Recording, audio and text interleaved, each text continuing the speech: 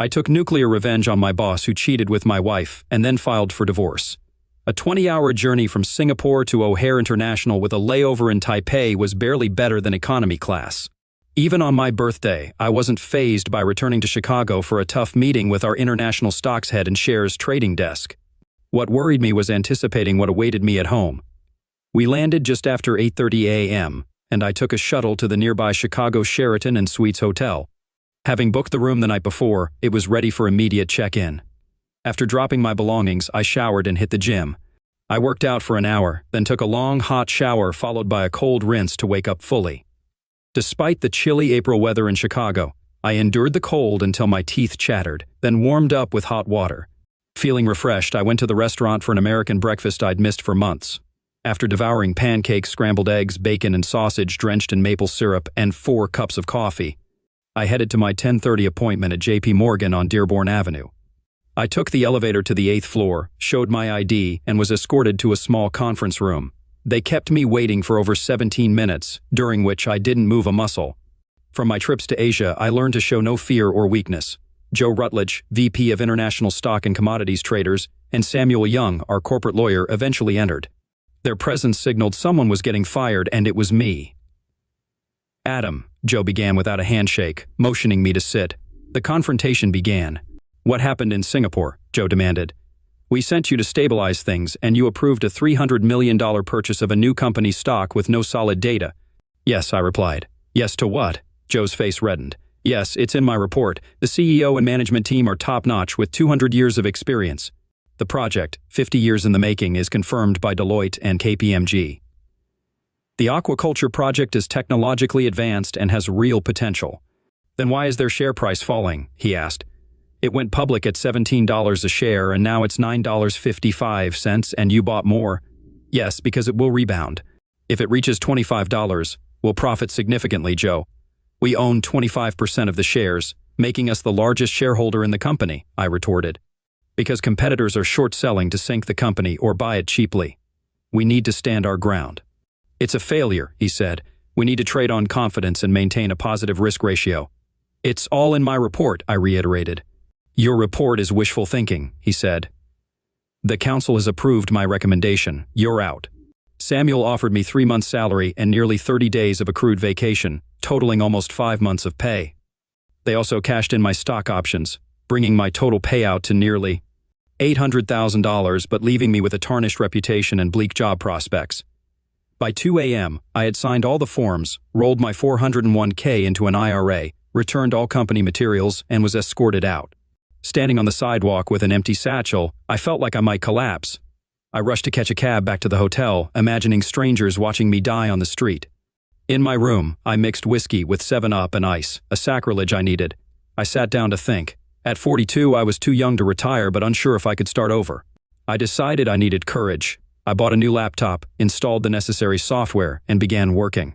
I transferred $50,000 from savings and liquidated some investments, preparing to move over $1,200,000 into an offshore trading account called Blue Sky International. By 9 a.m., I ordered a hamburger and beer from room service. My phone had been off for 36 hours. Exhausted, I decided to relax, watch the news, and avoid dealing with everything. Eventually, jet lag caught up with me and I fell asleep. The next morning, I had an early breakfast and turned on my phone. It was flooded with messages. "Help Dad. Mom is having a breakdown," from Dean and Katie. "What's going on with Jean?" From my dad, birthday wishes from Jean's parents, my kids, and Team Singapore, but nothing from Jean. It felt like I didn't exist. I caught the 8:30 flight to Springfield and arrived home to chaos. The living room was a mess with games, soda cans, and plates everywhere. The kitchen sink was clogged, and the dishwasher and trash can were overflowing. The laundry room was piled with dirty clothes. I spent 3 hours cleaning and organizing, noticing 2 empty wine bottles with different lipstick marks in the living room. Our bedroom needed fresh sheets and ventilation. The kids' rooms were dirty but slightly better. Finally, I went to my office to check the Southeast Asia aquaculture stock. It had dropped to $9.37, almost 2 points down for the day. Now it was time to see if I had the courage to enter the market. I called my dad. My mom had died 5 years ago from breast cancer. We talked about Jean. He said she seemed sad and depressed recently. She was heartbroken for no clear reason. I checked our bank transactions and home phone messages but found nothing unusual. After folding clothes, I checked for dinner options and found little. I reconnected the battery to my Audi A6, started it, and went to the supermarket for groceries to make Thai green curry and jasmine rice. I boiled rice with water, coconut milk, and ginger for flavor. I stir-fried chicken strips with zucchini, Asian eggplant, lemongrass, garlic, Asian basil, and cilantro. I added coconut milk, green curry paste, lime zest and juice, fish sauce, and a bit of sugar.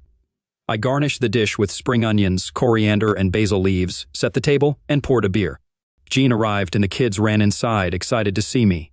I hugged and kissed them, telling them how much I missed them. Katie cried in my arms, and Dean, more reserved, hugged me too. Jean watched us with a wistful look, then kissed me gently. "Welcome home, Adam," she said without much enthusiasm.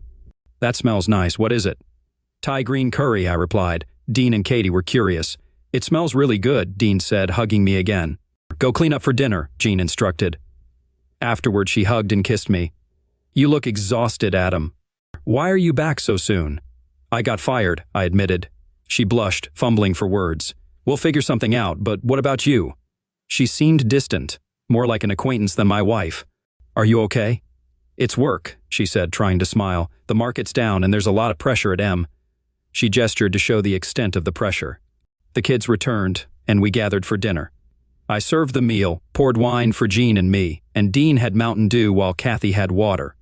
We ate together for the first time in 4 months.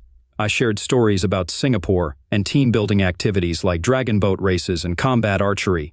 After dinner, Dean and Kathy surprised me with a wrapped present. "Happy birthday, Dad," they said, bringing tears to Jean's eyes. I kissed my kids as Jean exclaimed, "Oh my God, Adam, I'm so sorry, I totally forgot." I resisted reminding her of the gold diamond earrings I got her for her birthday and focused on the kids. I opened my present, a Band of Brothers DVD set. I loved that show and had always wanted the collection. I kissed the kids again, our smiles matching from the joy of giving and receiving. Jean, embarrassed and remorseful, promised to get me a gift the next day. "You don't have to," I said. "Being home with my family is all I need." Dean and Katie hugged me again, saying, "Love you, Daddy."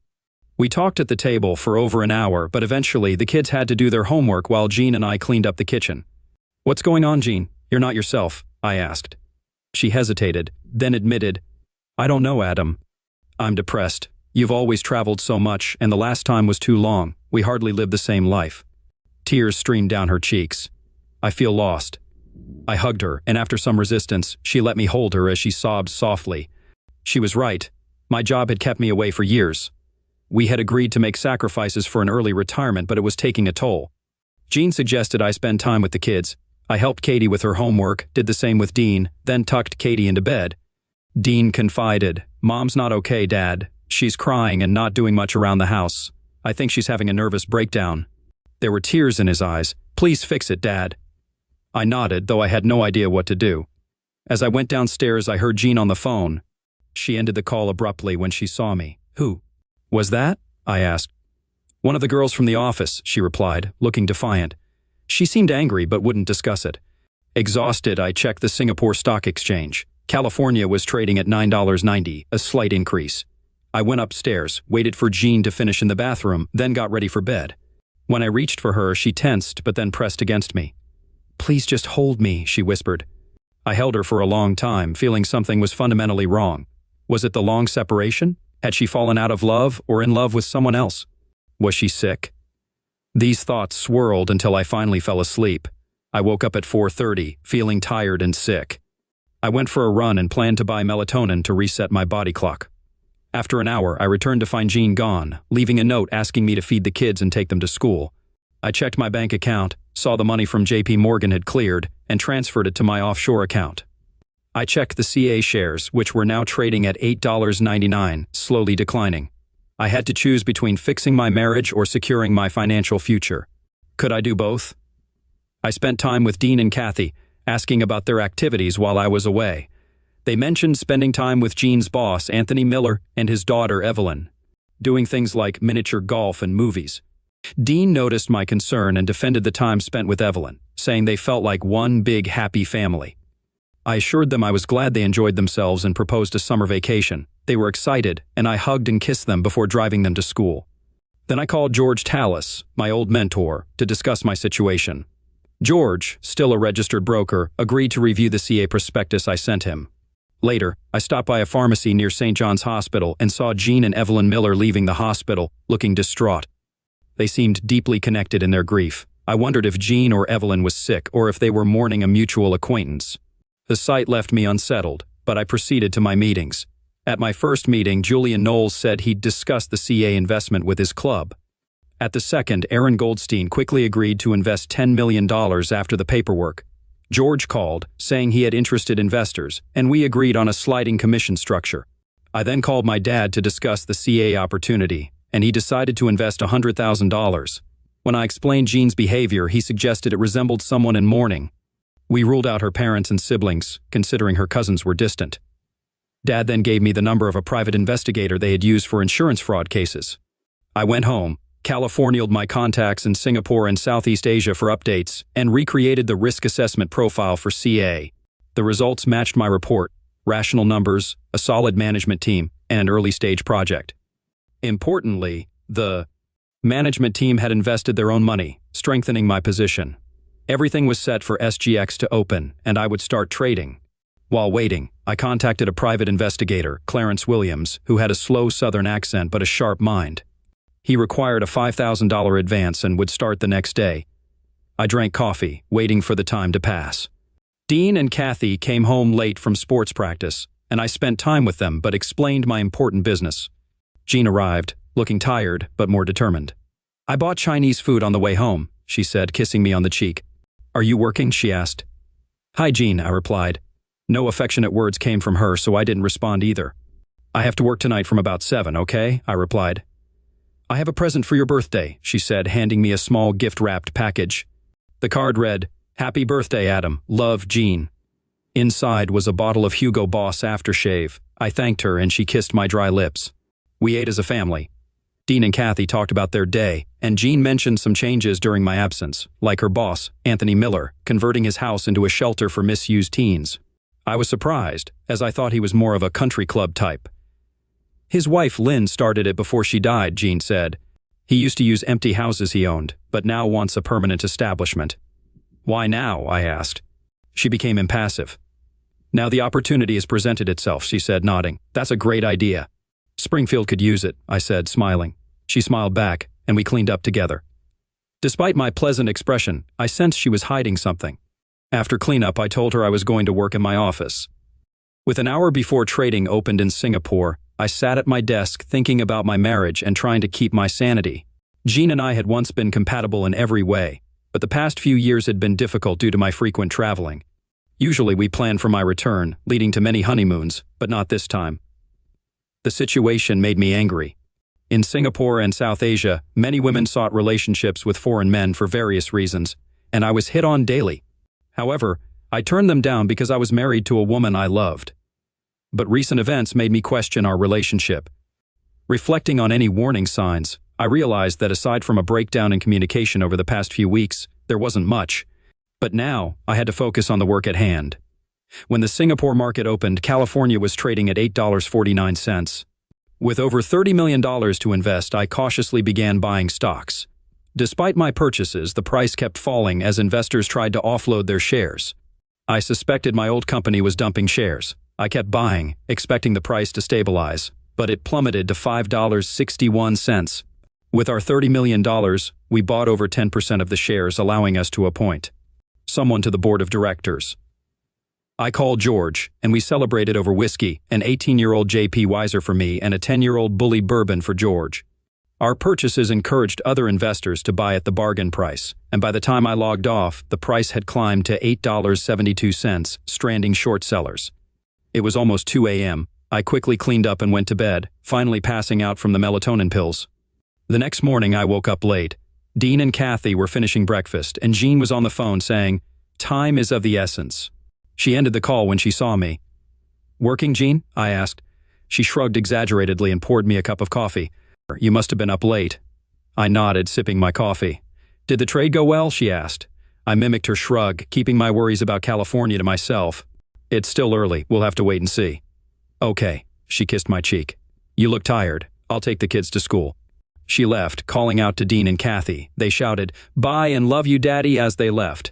I poured another cup and headed to my office, pleased to see the stock closed at $10.14 after a late rally. It was time to stabilize the stock away from hostile games. I washed my face and started emailing and making calls, first checking the Miller Real Estate website. It promoted its social responsibility program, New Horizon House, helping troubled teens.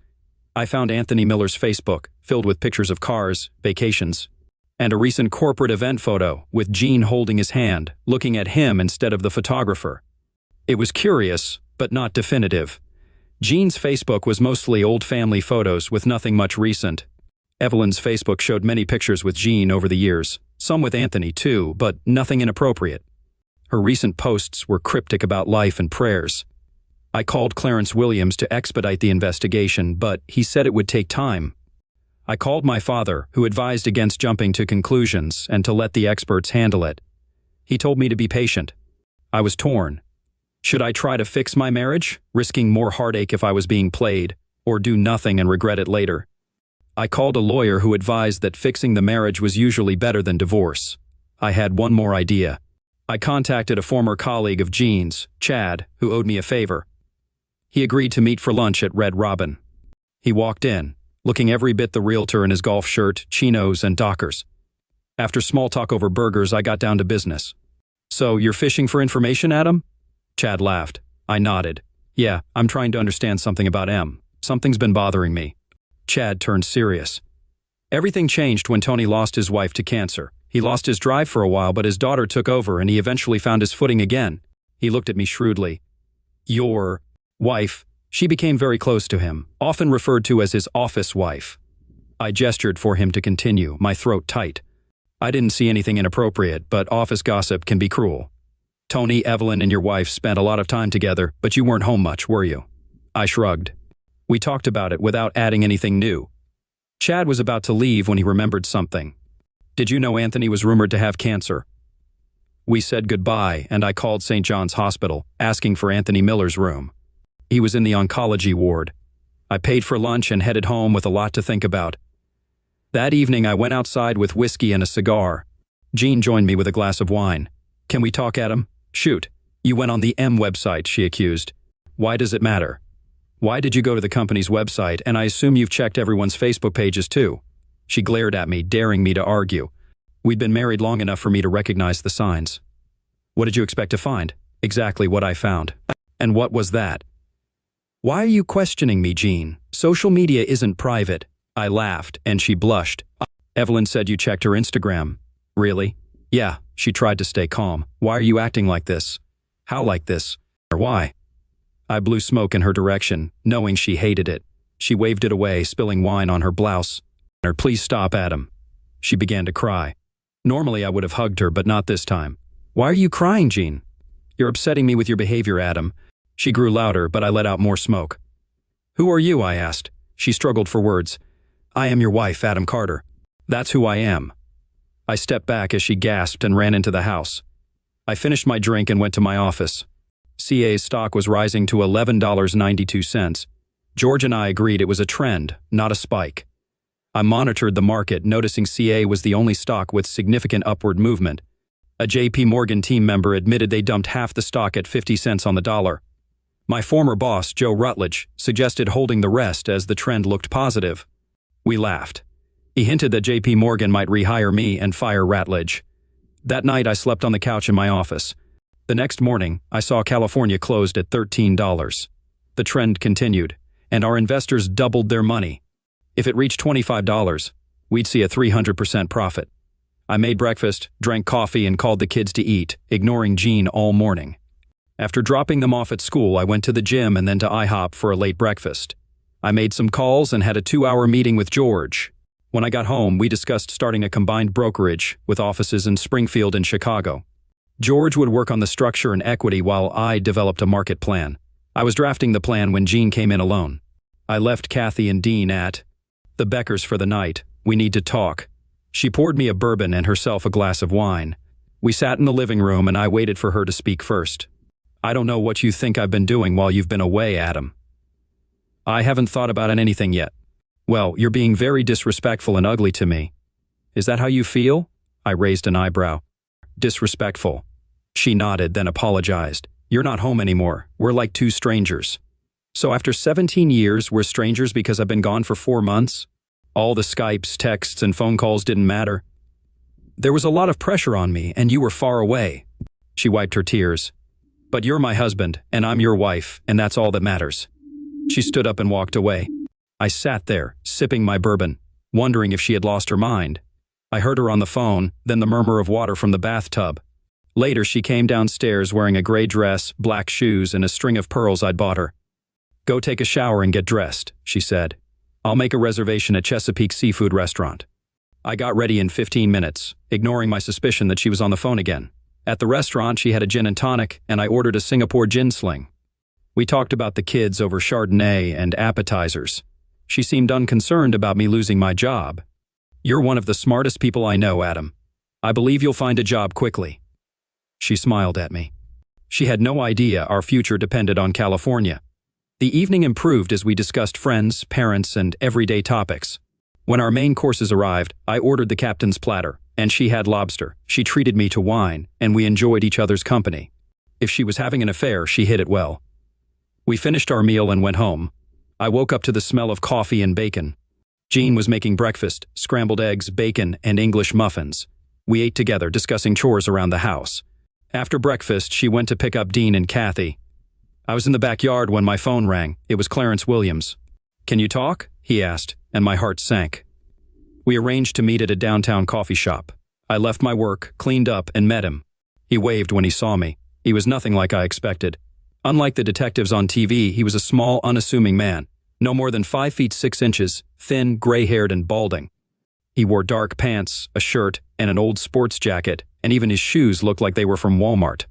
He probably drove a Toyota. However, his high-end cell phone didn't match his outward appearance, and his firm handshake revealed his true nature. He got straight to the point. Mr. Carter, we didn't catch your wife at a hotel or in any secret meetings, he said, holding up a hand to stop me from interrupting.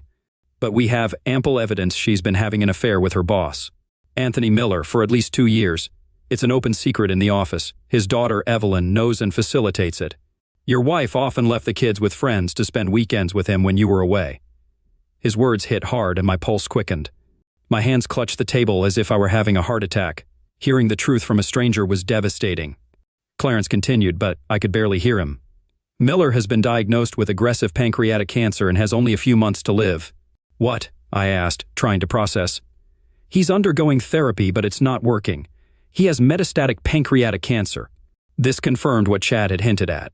Jean's behavior suddenly made sense. She was mourning the man she loved and trying to cope with his impending passing. I shared my thoughts with Clarence, needing someone to talk to. Clarence's next words confirmed my initial impression of his depth. Cheaters often try to minimize their actions by saying it was just physical, engaging. But that's nonsense, Mr. Carter. They're invested in the relationship. Women need to feel loved. Long-term affairs are about more than physical engagement. They involve sharing experiences, hopes, and dreams. They develop a personal language and justify their actions by finding faults in their spouses. I was devastated. My wife was in a relationship with another man, giving him her full attention and enjoying the good times without the burdens of daily life. He provided her with the excitement missing from our marriage. We talked more and agreed to pause the investigation while I considered my next steps.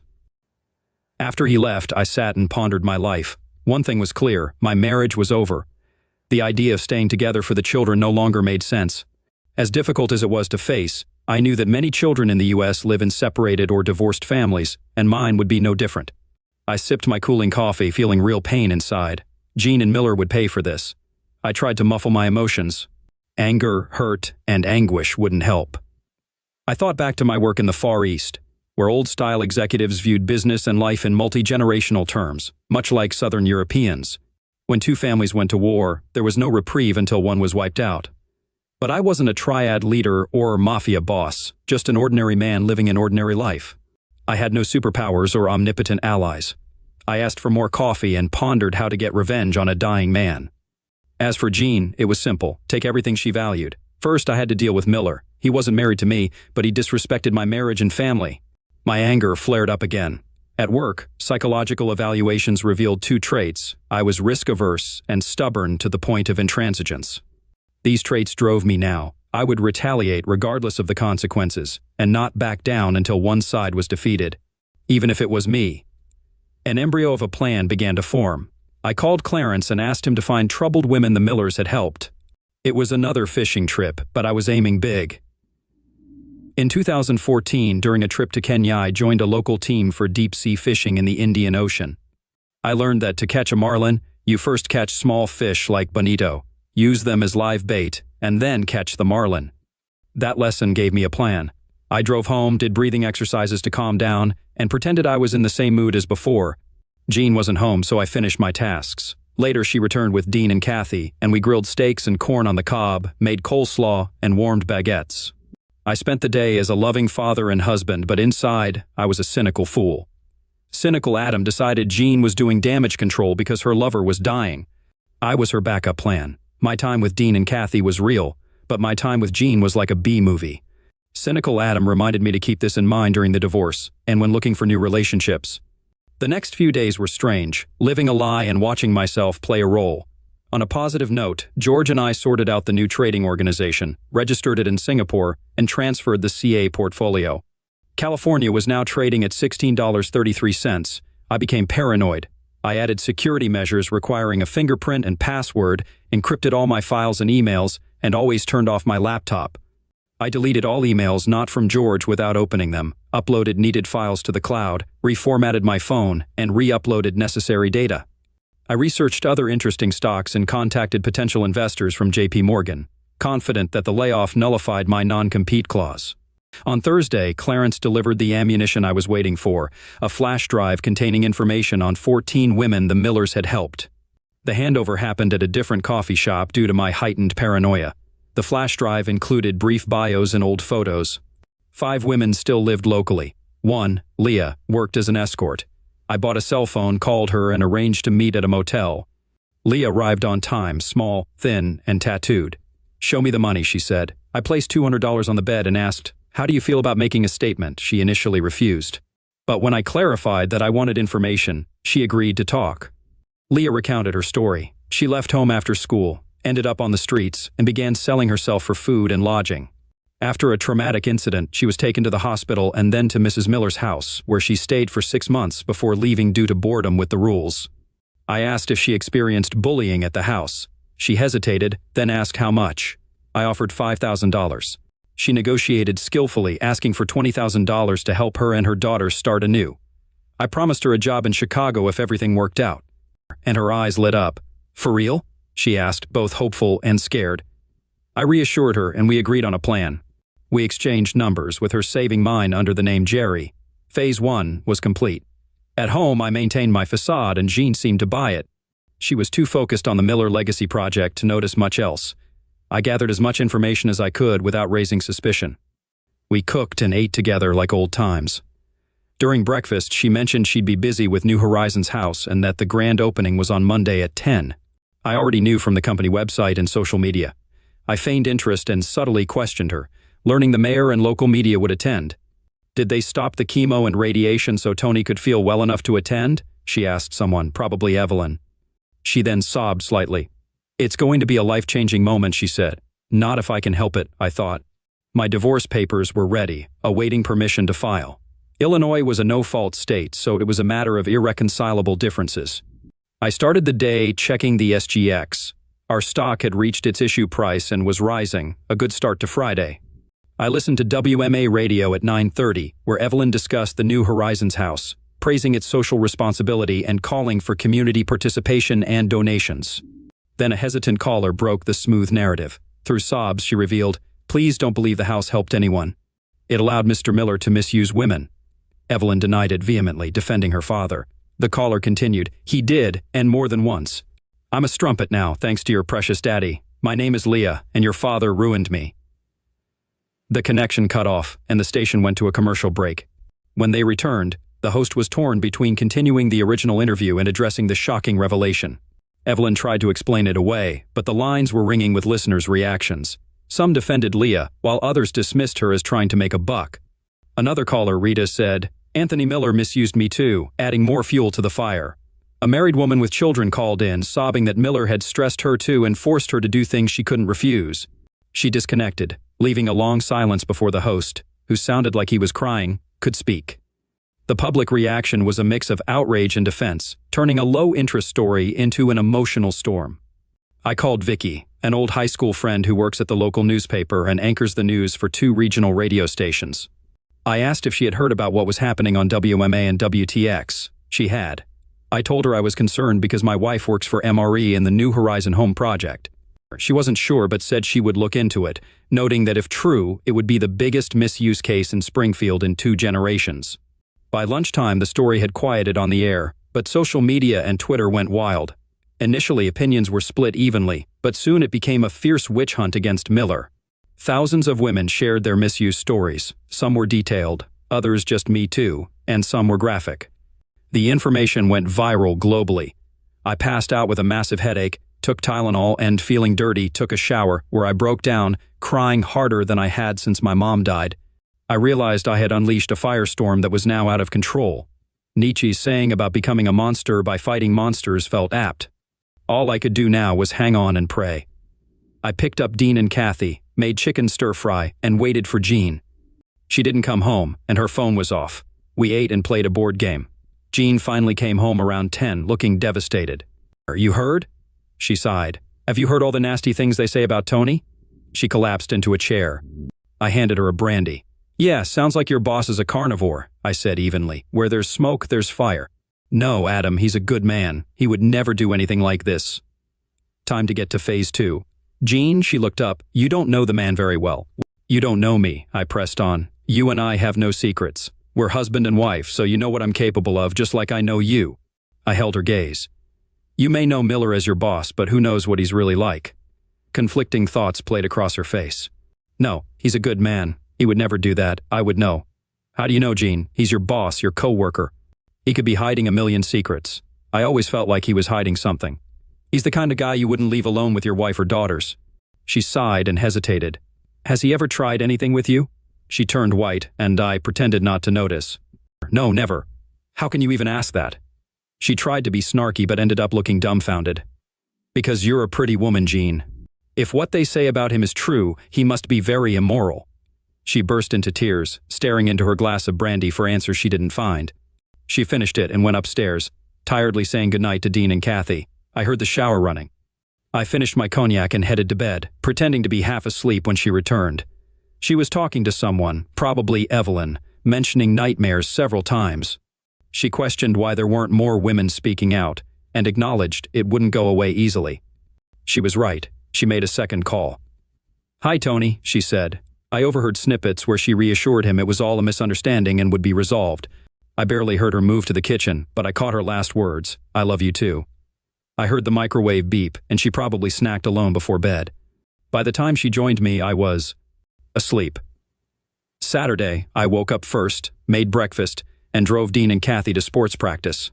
At home, I spoke to Vicky, who told me 4 women had come forward. Her sources said the mayor's office considered the project toxic and was distancing itself, as were civic associations. By mid-morning, the Attorney General announced a full investigation. I talked to George about business and my father about my marriage. He agreed it was irretrievably broken, but said Dean and Kathy would cope like many kids in the U.S. I called Jean. "Where are you?" "Evelyn, the company lawyers, and I are fighting these lawsuits." "Are you sure you should be involved?" I asked with concern. "The fallout could be significant." She resisted as expected. That weekend, M had less than 20% of its usual attendance at the show. By Monday, the phones were ringing with canceled orders, and the New Horizon opening was postponed. Monday, another woman came forward. She was married to a wealthy businessman and well-known in the community. She claimed Miller misused her twice during her 8-day stay at the house. She left her lawyer's details for a class action lawsuit. By the end of the week, 5 things had happened. First, Miller was interviewed by the district attorney at the hospital, after which his condition worsened. Second, 3 of the 5 women testified to the police about assaults occurring about 5 years ago. Third, the media storm forced M to close its doors. Fourth, California stock passed $24, and I began selling shares, making back our original investment while retaining 2/3 of the stock. Fifth, my dad took Dean and Kathy out for the weekend. I bought a bottle of 2012 vintage Veuve Clicquot to celebrate with Jean.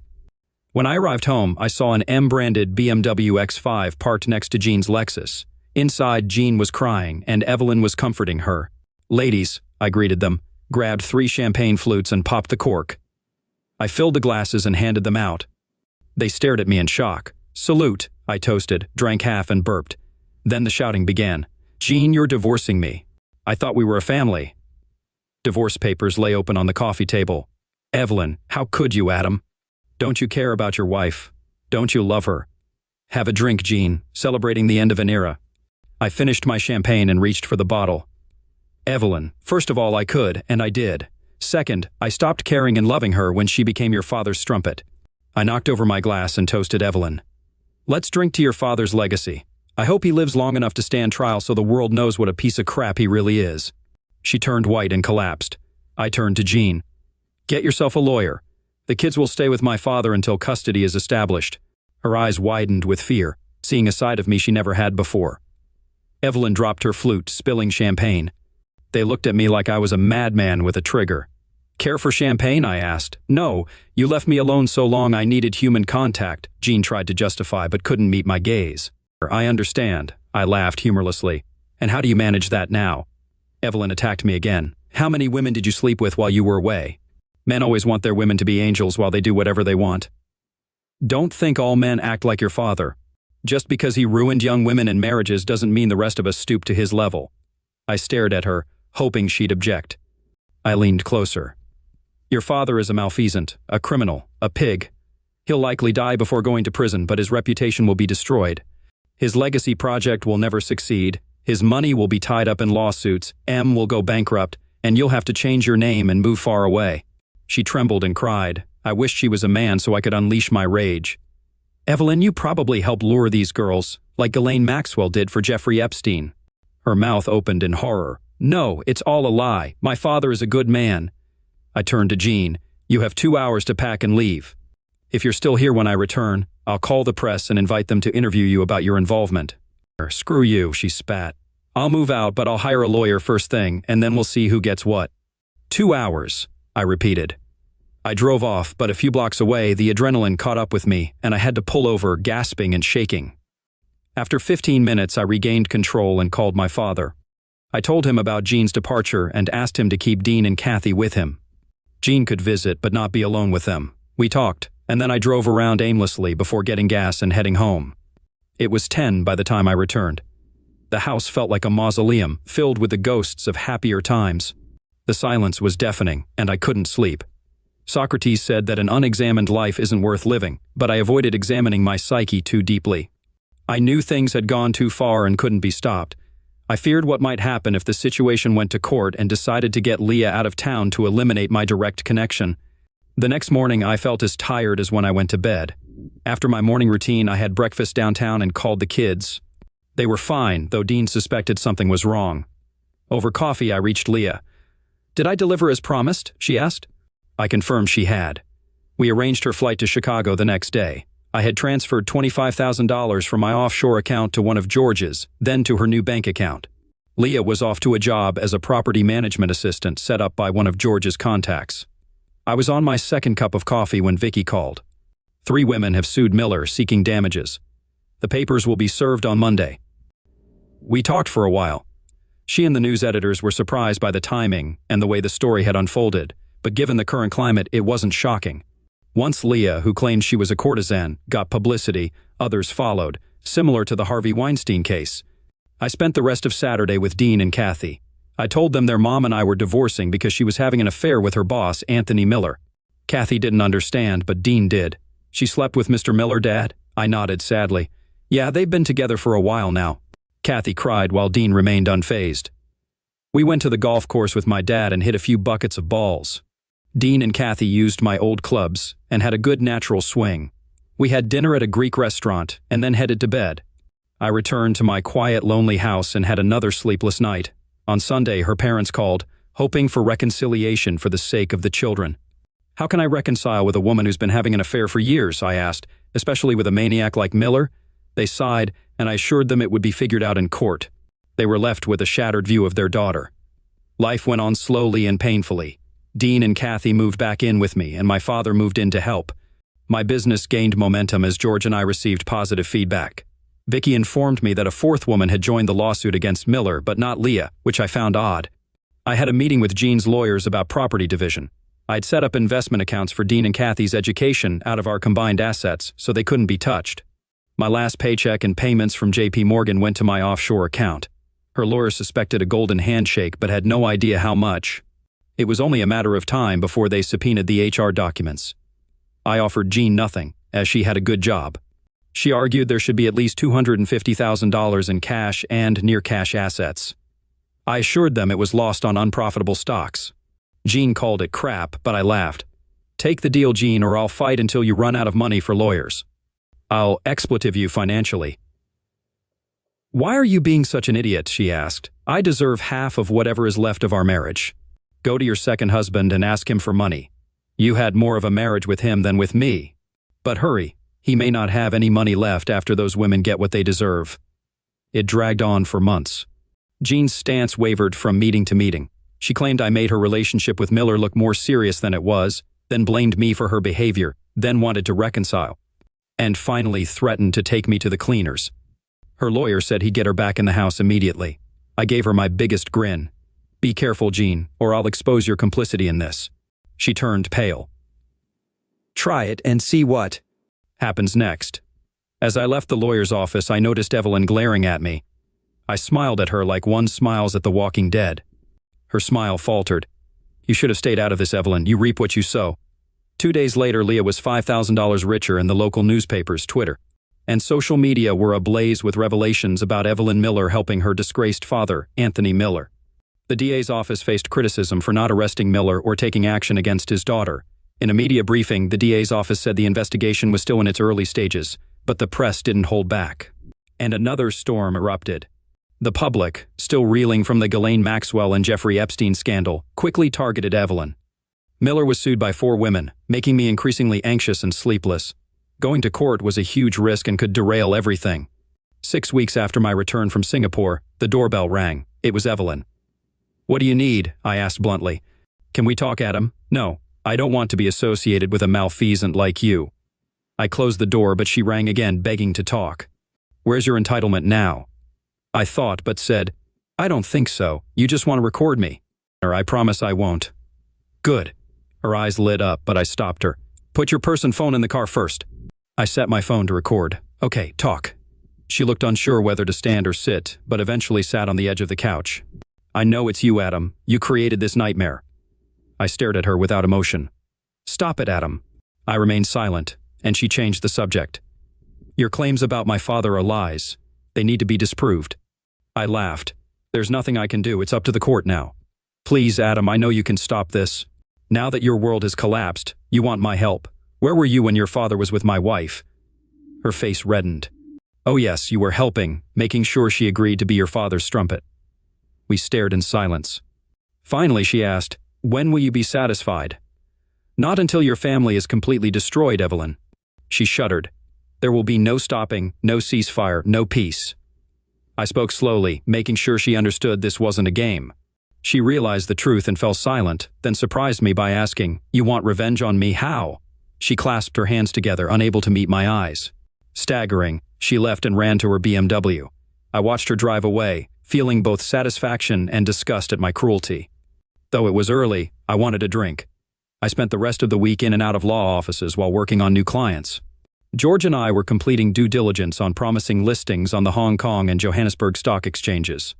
The 4 women's class action lawsuit against Miller was in full swing. The Millers, led by Evelyn and her attorneys, were trying to settle out of court. The DA struggled with prosecuting a man on his deathbed, so we waited. The Millers had been nearly cleaned out, and the women received over $2 million each. This effectively marked the end of M. I needed one more thing to complete my revenge. So I went to the hospital and entered Miller's room, looking official and walking as if I belonged there. No one stopped me. I wanted him to know who had ruined him and his legacy. He lived for 2 more days.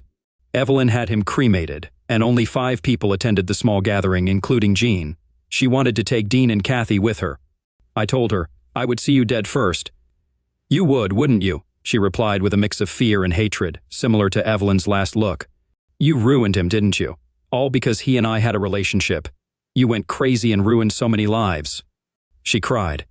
I laughed harshly. "You planted the seeds, Jean. Why didn't you just tell me you wanted someone else? We could have divorced, but you chose to neglect me." She admitted quietly, "I loved Tony. He gave me what I needed. With you, I felt like your job came first. Then when we had Dean and Kathy, I felt even more neglected. I could have walked away, but I didn't. I played a recording on my phone.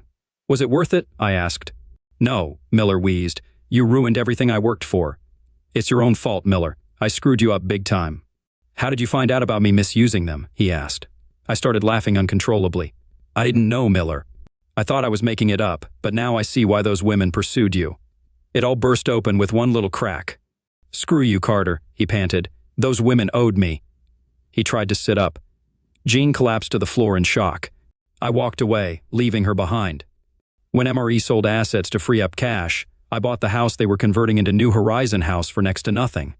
I announced I would turn it into a full-fledged shelter for misused women, renamed it Joy Carter House after my mother, and placed it in trust with my dad and the 4 women who sued Miller as trustees. They contributed to the project, and the media praised us. During the divorce, Jean got primary custody, and I paid alimony until Dean and Kathy turned 18. She could stay in the house, but had to contribute 50% toward the mortgage. Alimony for her was 0. When she accused me of hiding money, I threatened her, and she backed down. She became very cautious around me. We eventually divorced. I bought a 3-bedroom condo so the kids could stay with me. I had them almost every weekend since Jean was busy selling houses. I missed them when I traveled regularly to the Far East, but overall, life wasn't too bad. I laughed at myself. Things were tough, but manageable. Jean's relationship with Evelyn ended immediately after I showed her the tape of my confrontation with Miller. I also circulated an edited version of the tape with her father's confession. This took on a life of its own. Evelyn left a couple of months later, and I never heard from her again. I met Leah in Chicago, whose real name was Leanne Roxton. She had cleaned up and was enjoying her work. "Did you know?" I asked. "It was like an open secret," she said. "No one admitted to the misuse directly. Everyone was afraid being kicked out on the street would be worse." "Why didn't you tell me?" I asked. She laughed. "I had no idea. I wasn't misused. I contacted a few women, offered them $5,000 to say they were misused." She glared at me, daring me to object, but I didn't. Rita French, the second woman I contacted, fell apart on the phone. She was the first to call the radio station when Miller's daughter was on air. The Me Too campaign started organically from there. "You could have made so much money," I sympathized. She shook her head. "By the time they sued Miller, I was in Chicago and out of the loop. But you gave me a good start, Adam. Thank you." My revenge was complete, and my actions felt justified. The Millers were destroyed. Like in a fictional saga, I learned lessons in revenge and executed them in ways I never imagined. Financially, things were improving. The business was growing, and George talked about me buying him out for his retirement. Dean and Kathy adjusted well, focusing on school, friends, and sports. Life went on. About 4 years after the divorce, Jean began dating an older man. They eventually married. Dean and Kathy said he was a nice guy. I remained single and wasn't seriously dating anyone, likely due to lingering trust issues. At my father's insistence, I started seeing a trauma counselor and began improving my life, but I still had a long way to go.